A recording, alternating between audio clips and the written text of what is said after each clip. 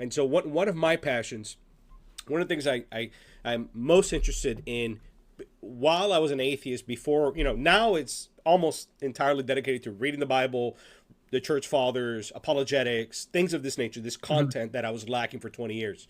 That's great. But prior to that, it was entirely history. It was entirely geopolitics, international relations. That's what I got my formal educations in.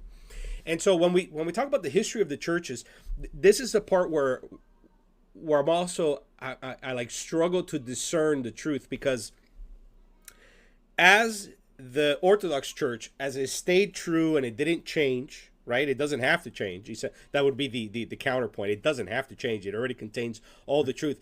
I see it, besieged and attacked by the Muslim or Islamic invasions, the fact that the viziers and the grand sultans of the Ottoman Empire were able to sell the position of the ecumenical patriarch in Constantinople, then renamed Istanbul.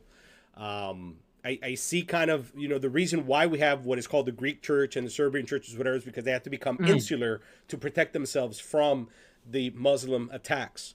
The Islamic conquest that lasted until they got to the gates of Vienna, when Mhm. Polish Catholic cavalry counterattack drove the Turk away, right? So I Mhm. see the Eastern falling to the Islamic invasion. I see the East also again attacked by communism. It's a church that's certainly been persecuted. It's a church that's Mhm. has its fair share of martyrs.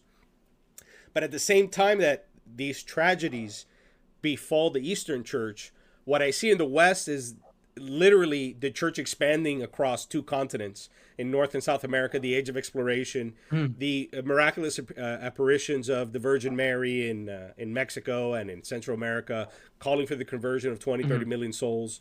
And so when I look at that, I, I ask myself, are the Catholic, what do you make of that disparity between the apparent success, with obviously its failures, right? The Protestant Reformation came out of the Catholic Church, so it's not all just a rosy picture here.